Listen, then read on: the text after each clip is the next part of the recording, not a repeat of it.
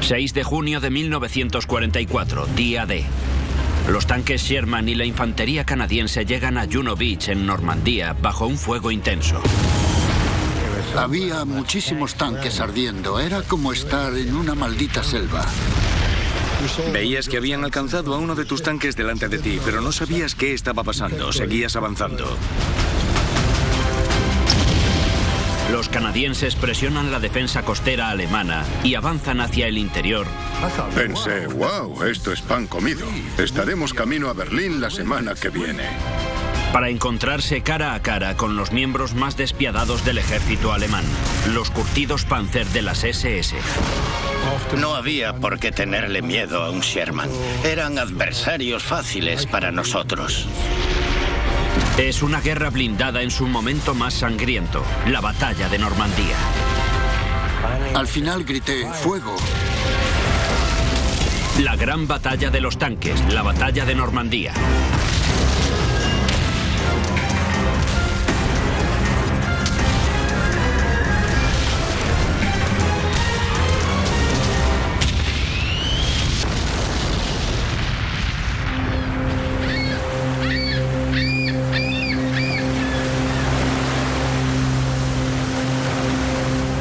Juno Beach, el apodo que se le dio a 8 kilómetros de suave línea de costa en el litoral de Normandía.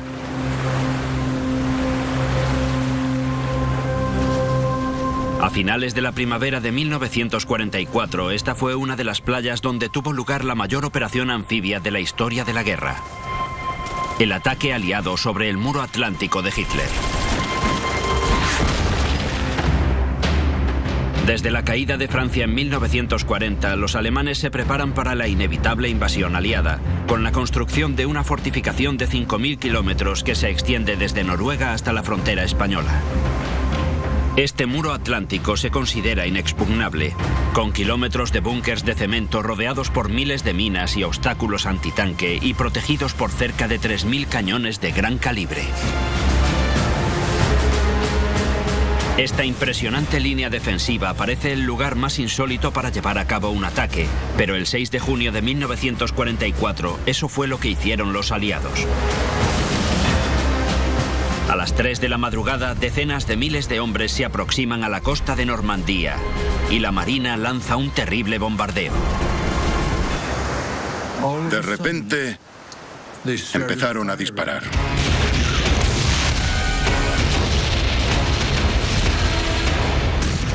Había un crucero británico justo detrás de nosotros y sus cañones disparaban por encima de nuestras cabezas. Dios mío, aquellos cañones de 150 cuando dispararon... La camisa se me subió por la espalda como una persiana. Nos asustamos mucho. Se podía ver cómo caían sobre los pueblos delante de ti y estallaban por todas partes. La Operación Overlord es un ataque conjunto de los aliados. El objetivo canadiense son 8 kilómetros de costa defendida a ultranza con el nombre en clave de Juno Beach. A la cabeza del ataque se encuentra la Segunda Brigada Blindada canadiense. Su misión es neutralizar las defensas alemanas y proteger la cabeza de playa para la infantería. A las 8 de la mañana los canadienses lanzan el ataque. Y liderándolo hay decenas de tanques anfibios. Nos dieron la instrucción básica para proteger un tanque en el agua. Completamos la instrucción. Dejad que entre el agua, que no cunda el pánico. El primer hombre que ves es el conductor. Se coloca en la parte de atrás porque tiene que conducir esa cosa. El DD, o tanque acuático, tiene el casco inferior sellado para evitar que se hunda, y flota gracias a los faldones de lona que lleva. Pero lo que lo hace único es la doble dirección. 2 hélices conectadas a la rodadura del tanque lo impulsan a una velocidad de casi 4 nudos. El DD es un monstruo de 30 toneladas y es lento y difícil de maniobrar en aguas bravas. Nuestro capitán dijo, vale, vamos a entrar en combate. Estad preparados. Y así fue. Era incómodo de manejar porque no funcionaba muy bien con la marea y el viento, y el día era bastante malo. Los 5 kilómetros hasta la playa son espeluznantes y letales. Las olas más grandes hunden los tanques, al igual que las minas subacuáticas.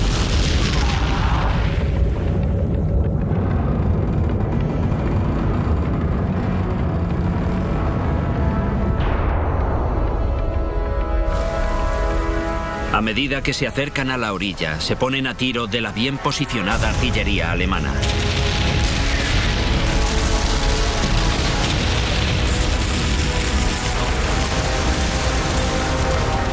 De los 67 tanques enviados desde la lancha de desembarco, 11 de ellos nunca llegaron a la orilla.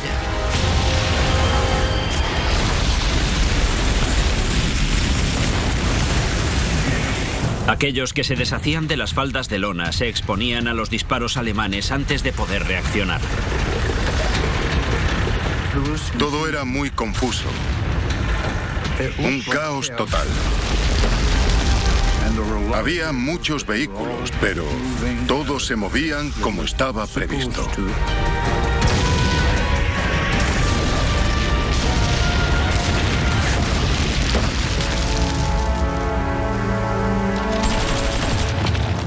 Durante las primeras horas de batalla, los canadienses perdieron casi 1000 hombres y 19 tanques. Vi muchos canadienses tirados en la playa. A algunos les habían puesto cosas encima.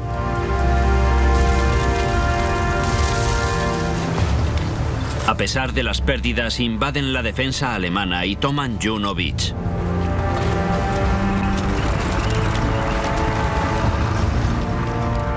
Hacia el final del día D, los aliados han quebrantado el muro atlántico a lo largo de 80 kilómetros de costa en Normandía y avanzan hacia el interior.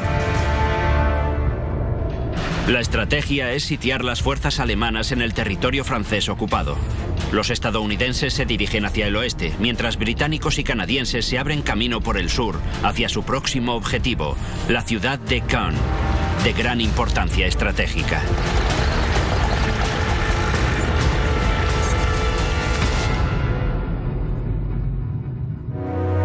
Pero la segunda brigada blindada canadiense casi ni se había movido de la playa cuando se encontraron con otro peligro, el pintoresco paisaje de Normandía.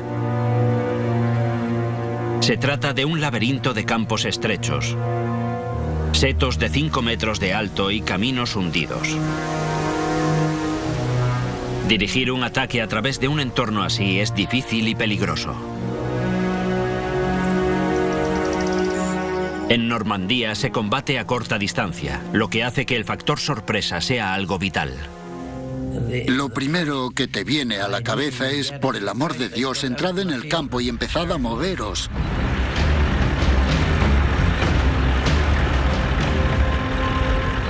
De repente, te encuentras frente a los setos de Normandía. Más de 4 metros de altura sobre una loma de 18 metros. Pasas por encima.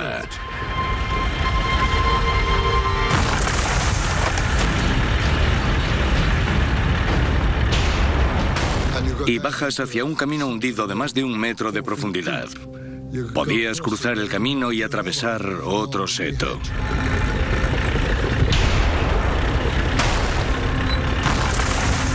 Eran muy difíciles de atravesar y también muy difícil salir de ellos, ya que te podías quedar atascado en el seto y en ese punto eras muy vulnerable. Pero si no se te ocurría un plan, estabas perdido, porque el enemigo siempre tenía un plan. Día D+1. Además de las dificultades que presentaba el terreno, los tanques de la segunda brigada blindada avanzan poco a poco hacia Caen. Comienza el segundo día de combate y se encuentran con una columna de 9 Panzers modelo 5 alemanes. El Panzer V o Pantera está considerado como uno de los mejores tanques de la Segunda Guerra Mundial. Su largo cañón del calibre 75 es letal incluso a largas distancias. Está protegido por 8 centímetros de blindaje frontal, con una pronunciada inclinación de 50 grados, lo que lo hace casi indestructible ante un ataque frontal. El Panzer modelo 5 Pantera era y esto es algo que sabía todo el mundo, claramente el mejor y más funcional tanque de todos.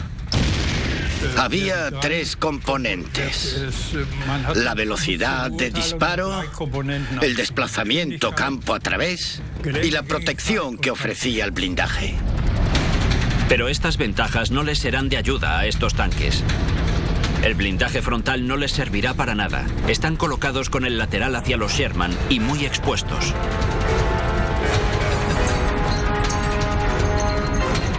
El Sherman tiene un cañón corto del calibre 75 con menos potencia y un blindaje de 5 centímetros. Esto lo hace vulnerable en una batalla contra los tanques alemanes, pero es letal a distancias cortas si los coge por sorpresa.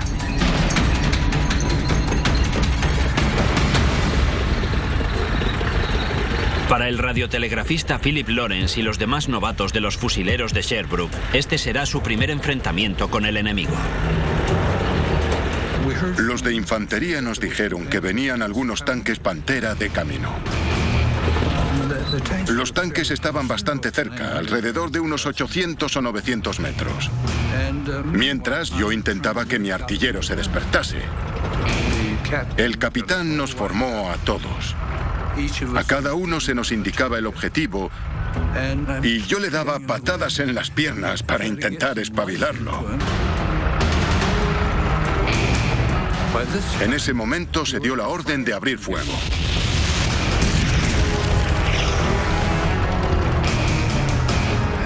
Y mi artillero estaba profundamente dormido.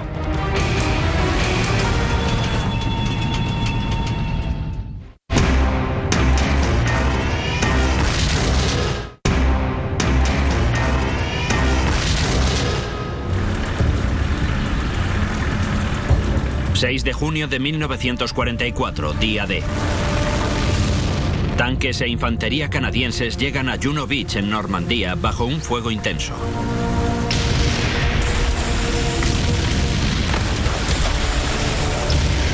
Hay muchas bajas, pero consiguen atravesar la defensa alemana y avanzar hacia el interior. El plan de los aliados es sitiar y destruir las fuerzas alemanas en Normandía. Con los estadounidenses desplazándose hacia el oeste, británicos y canadienses avanzan por el sur hacia la ciudad de Caen. Liderando la avanzada canadiense se encuentran los tanques de la Segunda Brigada Blindada canadiense. A pocos kilómetros hacia el interior se encuentran con una columna de tanques Pantera alemanes.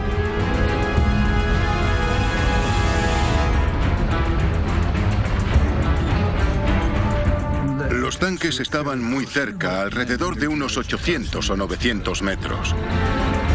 En ese momento se dio la orden de abrir fuego. Y mi artillero estaba profundamente dormido. Fue horroroso. El comandante del tanque le golpeaba la cara con las manos para despertarlo. Le dijo al artillero: serás inútil, hijo de... Ahora eres el copiloto. Métete ahí dentro y procura no molestar a nadie.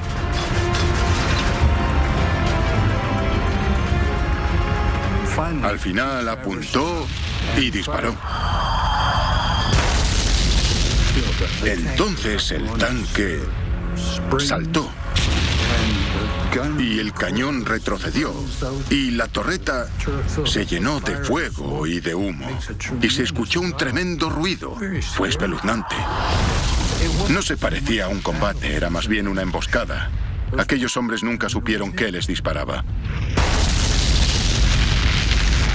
Es decir, en un minuto pasaron de estar desplazándose uno detrás de otro a estar cubiertos por las llamas. Combatieron de una manera que a nosotros nos pareció absurda. Solían estar de lado. El modelo 5 Pantera tiene tan solo 5 centímetros de blindaje lateral, la mitad de lo que tiene en la parte frontal. De frente, este tanque puede resistir casi cualquier ataque de los aliados, pero si lo sorprenden por un lateral y a corta distancia, es muy vulnerable. Los podías derribar fácilmente. Los 9 Panzers fueron eliminados así de rápido.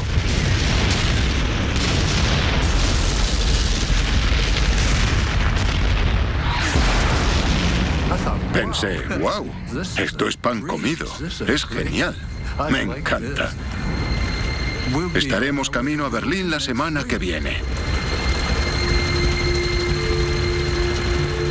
Los canadienses, sin embargo, están a punto de recibir una sorpresa. Ansiosos por encontrarse con ellos y con órdenes del alto mando alemán de parar el avance aliado, esperan las unidades de la 12ª División Panzer SS, liderada por algunos de los comandantes con más experiencia de Hitler. La 12ª de las SS está equipada con 48 tanques Pantera, numerosa artillería pesada y casi 100 Panzer modelo 4.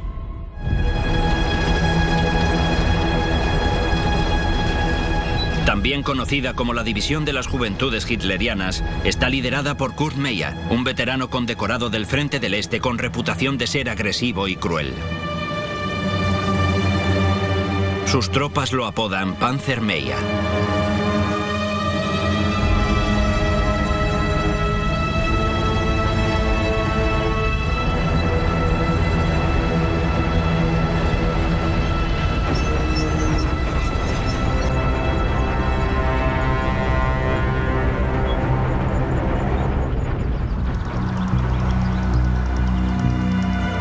Día D+1. Kurt Meyer y sus panzers toman posiciones en la histórica abadía de las Ardenas del siglo XII. Allí, en los jardines del monasterio, la 12ª División Panzer SS espera a los tanques de los fusileros de Sherbrooke, que asisten a los montañeses del norte de Nueva Escocia en su lento avance hacia Caen. Desde lo alto de la torre de la abadía, Meyer puede ver cómo se acercan. Subió a la torre de la iglesia de las Ardenas. La abadía tiene 67 metros por encima del nivel del mar. La iglesia en sí misma mide 25 metros de alto. Desde allí podía ver todo hasta el extremo occidental de Juno Beach.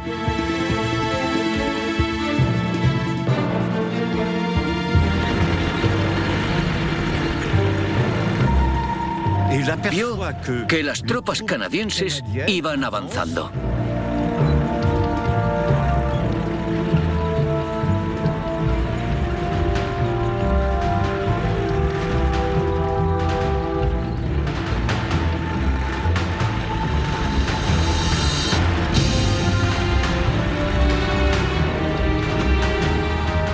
El escuadrón se detuvo y pararon para comer.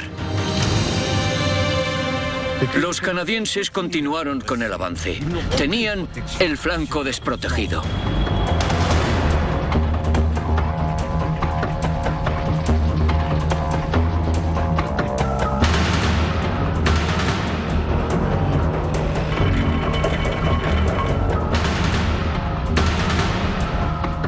De repente, ¡bang!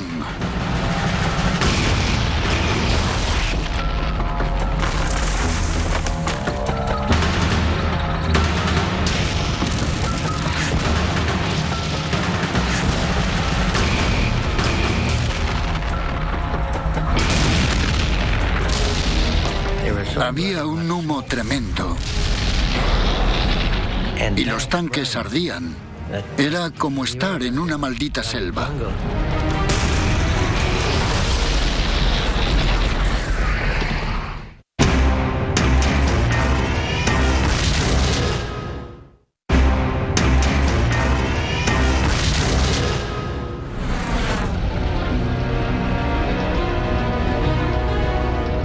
Día D+1. Durante las últimas 36 horas, la 2ª Brigada Blindada Canadiense ha salido de las playas de Normandía y ha empezado su camino hacia la batalla en el interior.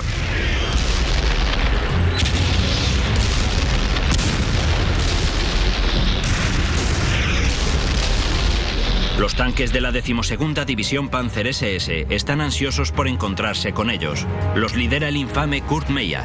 Sus fuerzas toman posiciones en la abadía de las Ardenas. Allí, su división tiende una trampa a los tanques de los fusileros de Sherbrooke, que avanzan lentamente hacia la ciudad de Caen. De repente, ¡bang! Ahí empezó la batalla.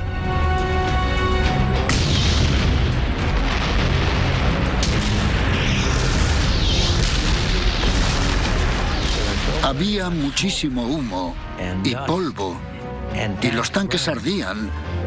Era como estar en una maldita selva. Cogen por sorpresa a los canadienses. En cuestión de segundos, los tanques de cabeza son destrozados. Nuestro oficial al mando necesitaba más potencia de ataque y le pidió al comandante de mi escuadrón que enviase un grupo de 4 tanques. En ese momento estábamos el comandante de mi escuadrón, el tercer tanque y yo, y eso es lo que teníamos. Luego nos llegó un mensaje de él diciendo: los alemanes se están abriendo paso a vuestra izquierda. Moveos hacia la izquierda. Todavía creía que quedaba algo del escuadrón. De repente todo empezó a aclararse a nuestro alrededor. Lo primero que vi fueron los tanques y estaban a unos cientos de metros de distancia.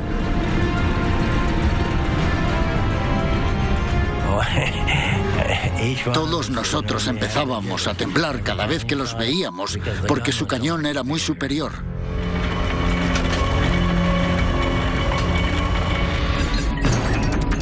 El Panzer IV cuenta con un cañón del calibre 75 muy potente. Aunque tenía un cañón más corto que el del modelo 5, un proyectil de un Panzer IV puede hacer pedazos el blindaje de un Sherman.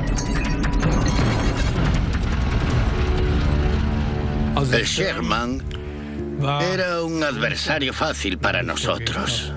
Si eras capaz de mantener la distancia, no tenías por qué tenerle miedo a un Sherman.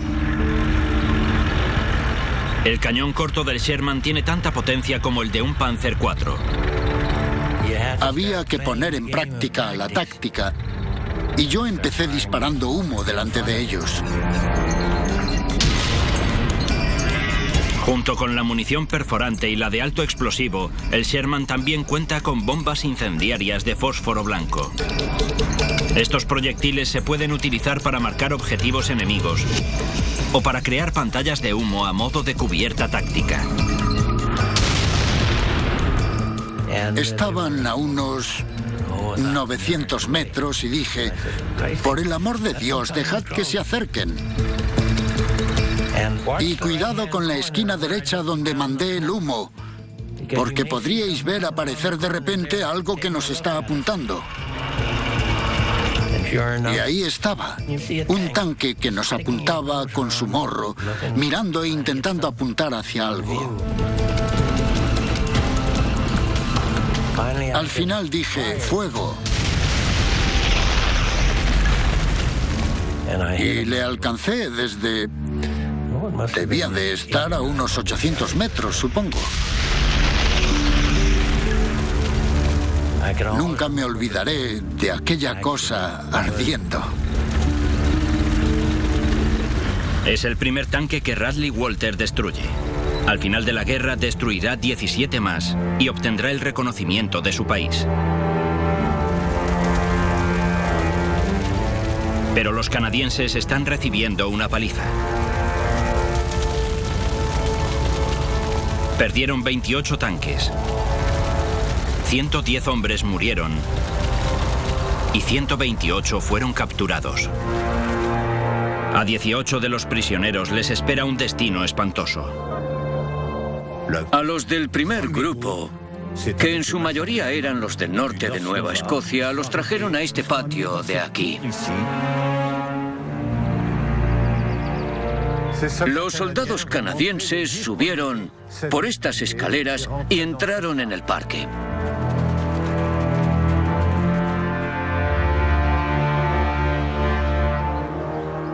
Vinieron por aquí. En la parte de arriba de las escaleras había un soldado de las SS que le disparó a cada uno de ellos una bala en la nuca.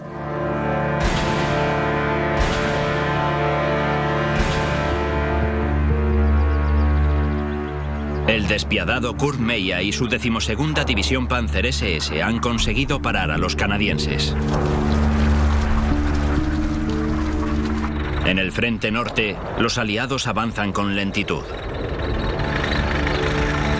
Los británicos y los canadienses planean tomar la ciudad de Caen en 3 días, pero les lleva 34.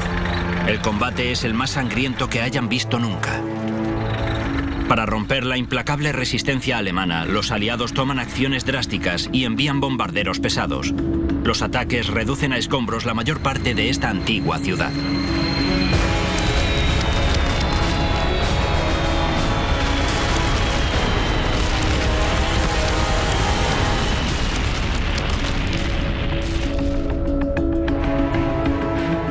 Lo que pasó fue que la ciudad de Caen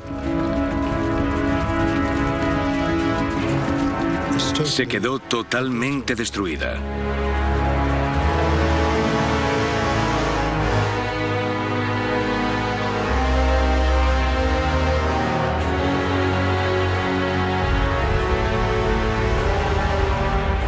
Nuestro tanque avanzaba por una de las principales calles de la ciudad. Descubrimos que nos estábamos desplazando por cráteres de bombas enormes. Algunos de ellos eran tan grandes que el Sherman, que mide más de 3 metros, se quedaba enterrado.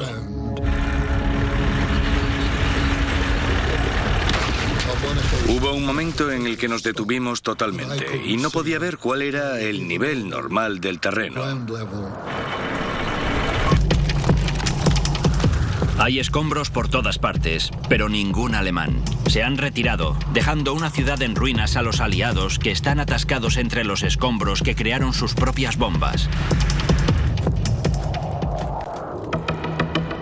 Los alemanes se han retirado hacia el sur de la ciudad, a través de un tramo de 5 kilómetros de terreno montañoso conocido como la cresta de Verrières. Esta cresta se levanta 30 metros sobre las tierras bajas, lo que la convierte en una posición defensiva ideal para los alemanes. Desde aquí pueden controlar toda la zona norte hasta Caen, transformándola así en una trampa mortal para la avanzada blindada de los aliados. Los alemanes despliegan su arsenal, incluyendo 72 cañones antitanque del 88, 40 tanques Pantera y 80 tanques Tigre. Aunque cuentan con una de las mejores posiciones defensivas en Normandía, el 18 de julio, 9 días después de entrar en Caen, las fuerzas británicas y canadienses lanzan la Operación Goodwood, un asalto blindado dirigido directamente a la cresta de Verrières. Una vez más, los curtidos tanques de los fusileros de Sherbrooke se encuentran en lo más intenso de la batalla. Las órdenes son tomar un pequeño pueblo en la base de la cresta. Recuerdo estar en un lugar llamado Saint-André-sur-Orne. Habían informado de que había 64 tanques alemanes allí. Dijimos, bueno, eso significa que puede que haya 8 tanques.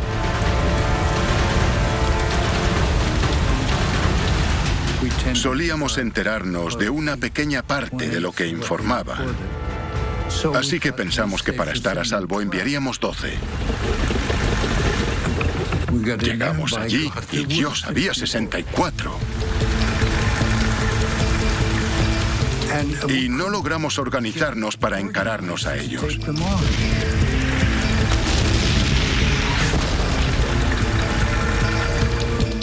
Había mucha gente fuera de combate.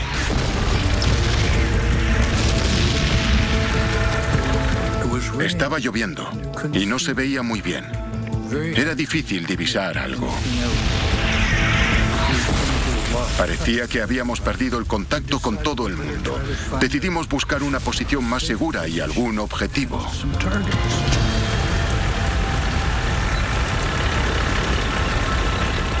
Encontramos una posición excelente. Había un edificio de piedra a nuestra derecha. Nos cubría de ser vistos y también del fuego. Era muy difícil vernos a través del seto. Había 9 tanques Pantera a unos 900 metros, más o menos. Eché un último vistazo desde la torreta porque seguía teniendo problemas con la bruma y la lluvia. Y un tanque Tigre se asomó por la esquina del edificio. Vieron la posición y pensaron, esta posición es la mejor. Avanzaron y se detuvieron delante de nosotros.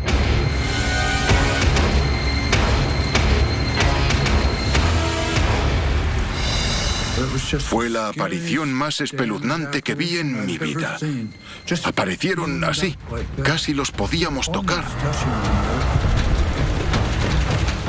Tenía munición antiblindaje cargada y le disparé, pero rebotó. Así que cargamos munición de alto explosivo lo más rápido que pudimos. Así de rápido. Yo estaba sujetando el botón de disparo, literalmente. El arma disparaba, retrocedía, se cargaba, disparaba, retrocedía. Mi cargador no paraba de meterle munición. Y luego volvía a disparar. El Panzer modelo 6 Tigre pesa 57 toneladas, casi el doble que un Sherman. Cuenta con 10 centímetros de blindaje frontal, lo que lo hace casi impenetrable. Tiene un cañón del 88 capaz de destruir a un Sherman a más de 2 kilómetros de distancia.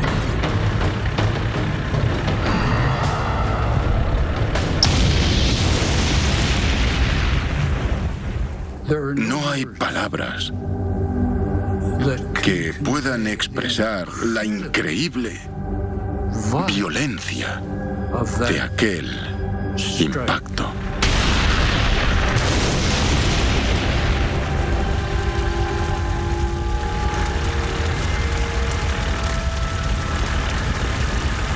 El proyectil impactó en nuestra torreta.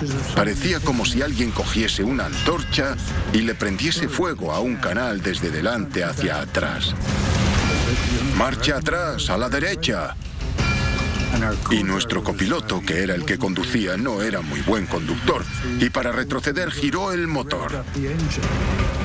El que era el conductor de verdad cogió el acelerador de mano, luego la palanca de cambios y dio marcha atrás. Y le gritó al copiloto, «Deja los pedales y sal de aquí». Entonces retrocedimos disparando.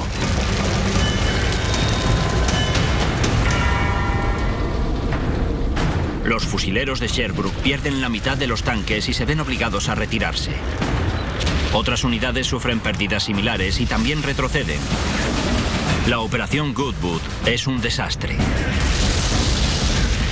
Los británicos enviaron 800 tanques a campo abierto al sur de Caen y 400 de ellos fueron eliminados. Los alemanes estaban en la parte alta de la cresta Burgebus-Ferrier y se podía ver a kilómetros de distancia. Y a lo largo de todos esos kilómetros, los alemanes estaban atrincherados en edificios, escondidos con sus cañones. Podían ver todo lo que se movía. Podían cubrir toda la zona con los 88, su famoso cañón antitanque, que era un cañón antiaéreo que podía disparar a un avión a 6.000 metros de altura. Pero nos estaban disparando a menos de 200 metros. El día 21, la ofensiva contra la cresta de Verrières se suspende debido a la enorme cantidad de bajas. En tan solo 4 días, los aliados pierden alrededor de 6.000 hombres y más de 300 tanques. Y los alemanes todavía mantienen el control de la cresta.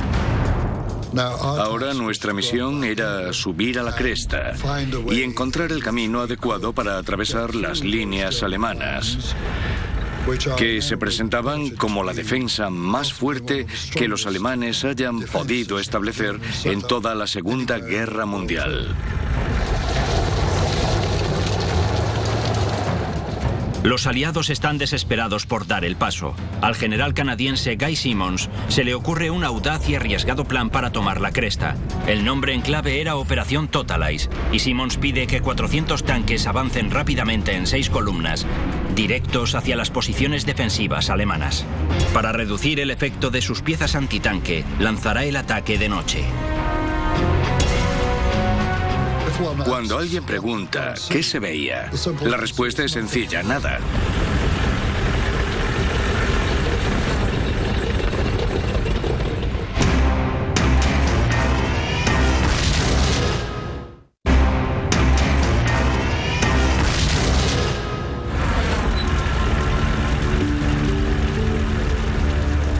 ...21 de julio de 1944... Después de la enorme cantidad de bajas en 4 días de sangriento combate, los aliados suspenden la ofensiva blindada que pretendía eliminar la sólida defensa alemana en la cresta de Verrières. Al teniente general Guy Simonds se le ocurre un nuevo plan. Los aliados deben tomar la cresta porque el avance es clave para la totalidad de la campaña en Normandía. La operación, con el nombre en clave de Totalize, necesita 400 tanques, apoyados por la infantería, para avanzar en 6 columnas directamente contra los cañones alemanes. Para reducir el efecto de la artillería, Simonds planea un ataque al amparo de la oscuridad. Nunca antes se había puesto en marcha una operación nocturna a esta escala. Así que Simonds ordena a infantería y tanques que practiquen el ataque a la luz del día una y otra vez. Prepararse para la operación Totalize nos llevó una semana de estudio y preparación minuciosa. Se colocaron 1, 2, 3, 4 en columnas. Detrás de esos 4 tanques colocaron otros 4. Detrás de estos colocaron 4 tanques zapadores. Y detrás de estos otros 4. Y luego 4 compañías de infantería en transporte blindado. Todos vehículos oruga. Nada de vehículos con ruedas. 11:30 de la noche del 8 de agosto. Después de una cortina de fuego de la artillería, comienza la operación Totalize. 400 tanques británicos y canadienses avanzan por la noche. Era una mezcla de sensaciones. Estabas asustado, orgulloso, contento, desconcertado.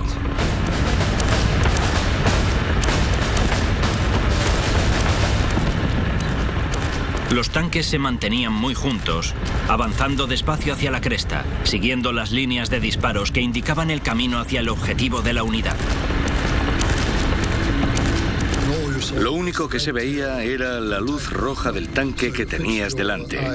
Entonces fijabas los ojos en esa luz y la seguías, por tu propio bien.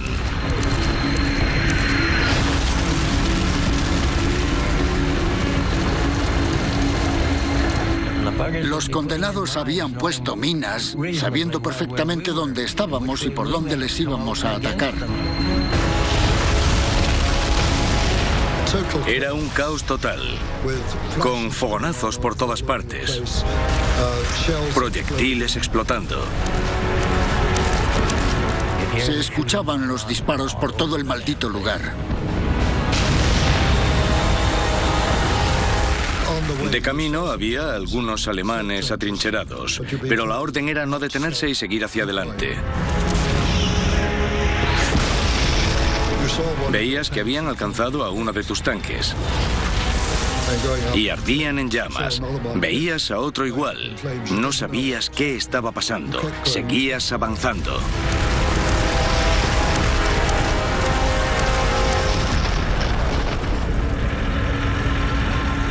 El 8 de agosto al amanecer, las fuerzas canadienses y británicas han tomado la mayor parte de la cresta de Verrières. A mediodía, la posición completa se encuentra en manos de los aliados. La fase 1 de la operación Totalize es un éxito, abriendo el camino para avanzar y unirse a las fuerzas estadounidenses más hacia el sur. El 21 de agosto, después de 2 semanas más de combate encarnizado, los aliados por fin completan el cerco del ejército alemán en Normandía. Los alemanes, que seguían atrapados dentro, son ahora presa fácil para las fuerzas aéreas aliadas. Y por un tiempo esta terrible matanza, porque solo se le puede llamar así, continuó. Cada vez más bombarderos y cazabombarderos se unían al ataque. La desgracia a nuestro alrededor clamaba al cielo. Los refugiados y los soldados de los ejércitos alemanes derrotados se veían impotentes ante los bombarderos que volaban sobre sus cabezas. Era inútil cubrirse de las ráfagas de misiles y bombas. Concentrados en un espacio reducido, éramos el blanco perfecto para la fuerza aérea enemiga. La muerte nos seguía de cerca a cada paso. Éramos objetivos a tiro. Era imposible no alcanzarnos.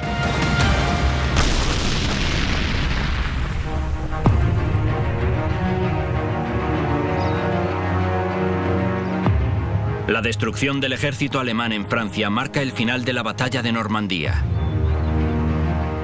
Las bajas alemanas son terroríficas: 200.000 hombres muertos o heridos y 1.300 tanques destrozados. Normandía se había convertido en un cementerio para los que un día fueron los poderosos panzers alemanes. De la 12ª División Panzer SS, solo 10 tanques y 300 hombres consiguieron escapar, entre los que se encuentra Kurt Meyer, a quien juzgarán posteriormente por crímenes de guerra, incluyendo el asesinato de los 18 soldados canadienses de la Abadía de las Ardenas. Es condenado a 9 años en prisión.